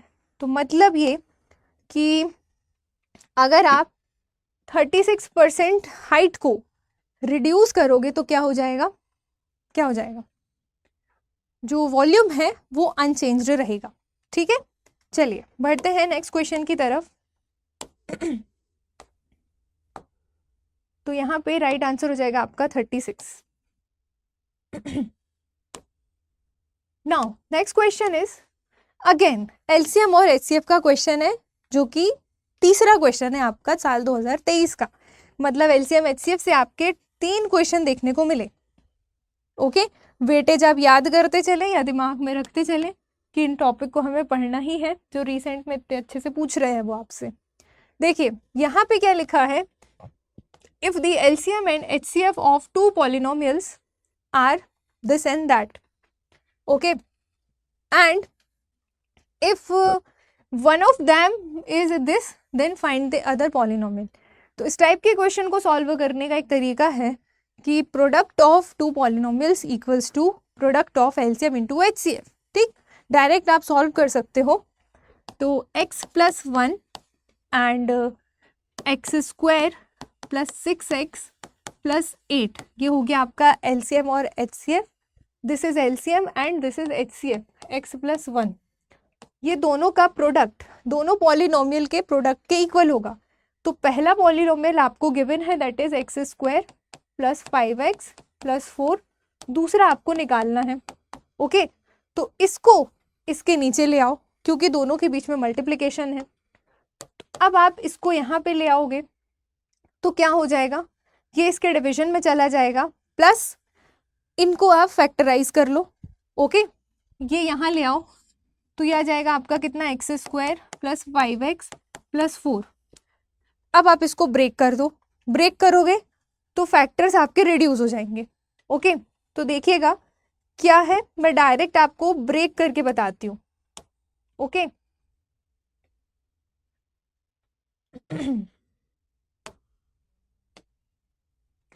x² + 5x + 4, यहाँ पे सेकेंड पॉलिनोमियल, इसको ब्रेक कर दो। कौन सी ऐसी 2 संख्याएं हैं जिनको हम जोड़ेंगे तो 6 आएगा, इंटू करेंगे तो 8, कौन सी है, कौन सी है? ये तो x + 1 को वैसे ही लिख दो, लेकिन अगर आप इसको अंदर ब्रेक करोगे ना तो भाई 4x और 2x, ये 2 ऐसी संख्याएं हैं जिसमें 4 × 2 किया तो 8 और 4 और 2 किया तो ऐड किया तो 6 + 8, ये हो गया। और ये तो हमारा HCF था x + 1, और नीचे आपका जो पहला पॉलिनोमियल है उसको भी ब्रेक कर दो, दैट इज यहाँ पे देख लो कौन सी ऐसी संख्या है जिसको ऐड करने पे 5 × करने पे 4 आए, तो आप कहेंगे मैम 4 × 1 = 4 और 4 और 1 5। तो x square plus 5x, sorry 4x plus x plus 4। इनको अब आप क्या कर लो, इनके फैक्टर्स निकाल लो, कॉमन फैक्टर। ओके, अब ये भी आपको करना पड़ेगा, इसमें भी आपको कष्ट नहीं होना चाहिए कि मैम ये क्या करना पड़ रहा है। 9th क्लास का क्वेश्चन है, 9th क्लास में ये पढ़ा है फैक्टराइजेशन, और अप टू 10th लेवल तक का ही आपको मैथ्स आएगा। किसी भी स्टेट पीसीएस की तैयारी करो, 10th लेवल तक की मैथ्स आनी चाहिए आपको। 10th तक की मैथ्स सबने पढ़ी है, कोई यहाँ पे कहने को ना हो कि मैम हमने नहीं पढ़ा। अब भले ही आप घिस पिट के पास हुए हों, लेकिन पढ़ा सबने है, ठीक है। ये हो जाएगा आपका, x कॉमन लोगे तो x प्लस 4, यहाँ पे x कॉमन लिया तो x प्लस 4, और फिर यहाँ पे 2 कॉमन लिया तो x प्लस 4, 2 कॉमन लिया तो x प्लस 4, और ये HCF आपका x प्लस 1, और डिवाइड किया तो नीचे वाला पॉलिनोमियल का कॉमन निकाल लो। x कॉमन लिया तो x प्लस 4, x कॉमन लिया तो x प्लस 4, और दूसरा इन दोनों में प्लस 1 कॉमन लिया तो x प्लस 4, ठीक। और यहाँ पे सेकेंड पॉलिनोमियल, इसको सॉल्व कर लो तो देखना ये हो जाएगा आपका x प्लस 1, और यहाँ पे आ जाएगा आपका x प्लस 4, दोनों में कॉमन है ये, और x प्लस 2, और ये वाला बाहर वाला x प्लस 1, ठीक। समझने का प्रयास करना ज़रा, ये प्लस 1 लिया है हमने, ठीक है, और यहाँ पे प्लस 2 कॉमन लिया है। तो देखो x प्लस 1 और एक और x प्लस 4, ठीक है। x प्लस 1 से x प्लस 1 कट गया, x प्लस 4 से x प्लस 4 कट गया, बचा क्या, x प्लस 2 और x प्लस 1। लेकिन ऑप्शन देखो ऐसा नहीं दिख रहा, मतलब ये जो फैक्टर आया इसको इक्वेशन बना दो, क्वाड्रेटिक इक्वेशन के फॉर्म में ऑप्शन है। तो एग्जामिनर चाह रहा है कि आप भाई आखिरी में इसको भी सॉल्व करो, है ना। तो देखो क्या हो जाएगा ये, जब आप इसको आगे सॉल्व करोगे तो x में x का इंटू हुआ एक्स स्क्वायर, x में 1 का इंटू हुआ तो x, प्लस 2 में x का इंटू हुआ तो 2x, और 2 में 1 का इंटू हुआ तो 2। तो this will B x square plus 3x plus 2, और यही हो गया आपका answer, x square plus 3x plus 2, ठीक। ये क्वेश्चन था जिसमें थोड़ा सा आपका ये अलजेब्रा वाला कॉन्सेप्ट देखने को मिला फैक्टराइज करने के लिए, और कॉन्सेप्ट था एक्चुअली में एलसीएम एचसीएफ का। बट अगर आपको ये रूल पता है कि product of two polynomials equals to LCM, product of LCM and HCF, तो आप कर लोगे, नहीं तो वहीं वहीं घूमते फिरते रहना नहीं बनेगा। नाउ नेक्स्ट क्वेश्चन है, अगेन कैलेंडर का है, मतलब कैलेंडर के आपके 2 क्वेश्चन देखने को मिले, एक कैलेंडर रिपीटेशन का और एक कैलेंडर में दिन निकालना है आपको, ठीक है। 31 मार्च 2008 को अगर मंडे है तो 31 मार्च 2011 को कौन सा दिन होगा। तो अगर आप ये ध्यान से देखेंगे कि ऑड डेज के बेसिस पे आप निकाल लेंगे, 31 मार्च साल 2008 से लेकर 31 मार्च साल 2011 के बीच कितने ऑड डेज हैं, तो आप बोलेंगे कि मैम यहाँ पे 3 ऑड डेज हैं। ओके, ऑड डेज के बेसिस पे आप आराम से कर सकते हो।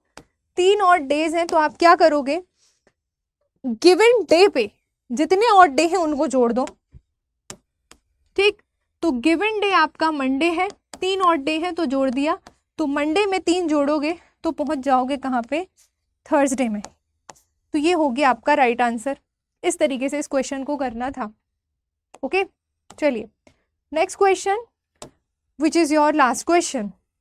ये था आपका सिलॉक से रिलेटेड, डिफिकल्ट नहीं था लेकिन कुछ बच्चों को दिक्कत कर सकता है जिन्होंने नहीं पढ़ा होगा। देखिए, सभी बालक सत्यवादी हैं, स्टेटमेंट है आपका कि all the children are truthful. Okay, तो ये हो गए ऑल द चिल्ड्रन और ये हो गए truthful. And Kamal is a child, यानी कि कमल बालक है। अब हम कमल को कहाँ बनाएंगे, कमल फूल नहीं है, ठीक है, बालक है। तो देखो अब ये मत करना कि हमने ऐसा बना के आ गए कमल को, भाई ऐसा नहीं है कि कमल आधा बालक है तो आपने सम का रिलेशन बना दिया, ये मत करना, ठीक है। कमल बालक है यानी कि चाइल्ड है, तो चाइल्ड आएगा चिल्ड्रन के अंदर, तो यहां होगा आपका कमल। ओके, नाउ अब देखिएगा कंक्लूजन क्या पूछ रहे हैं। कमल इज ट्रूथफुल, क्या कमल सत्यवादी है? देखो जरा डायग्राम में, कमल ये है, सत्यवादी ये है। यस, पहला सही, कमल ट्रूथफुल है अकॉर्डिंग टू द डायग्राम। छोटे से बड़े की तरफ जा रहे हैं तो ऑल का relation will always be true, मैंने पढ़ाया है। नाउ नेक्स्ट है, all truthful people are children. Truthful people से चिल्ड्रन के बीच ऑल का रिलेशन पूछ रहा है, बड़े से छोटे की तरफ ऑल आ रहा है तो वो that will be negative. Okay, तो सेकंड क्या हो गया आपका? गलत। ऑप्शन देखो, ओनली वन करेक्ट, हाँ वन तो करेक्ट है, ओनली टू नहीं, बोथ 1 and 2 नहीं, नीदर नॉर नो। तो राइट आंसर हो जाएगा आपका यहाँ पे only one option is correct. ठीक है, तो इस तरीके के आपके क्वेश्चन, टोटल 32 क्वेश्चन आपके यूपीपीसीएस सीसेट में मैथ्स और रीजनिंग को मिलाकर पूछे गए। हो सकता है आगे आने वाले 2024 में जो पेपर होना है उसमें भी कुछ इसी तरीके का वेटेज देखने को मिले। 25 से 30, 30 से 35, ratio can be up and down. आप एकदम ऐसा नहीं सोच सकते कि भाई 2023 में 32 क्वेश्चन आए थे तो 2024 में भी 32 आएंगे, ऐसा नहीं है।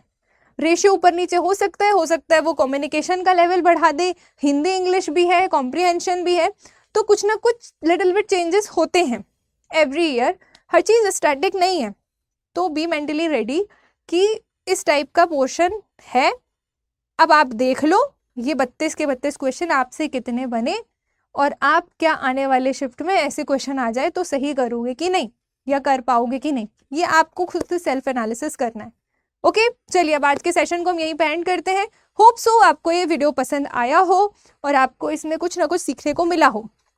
ठीक है, मिलते हैं नेक्स्ट क्लास में फिर एक इन्फॉर्मेटिव वीडियो के साथ। तब तक के लिए अपना ख्याल रखिएगा and thank you so much.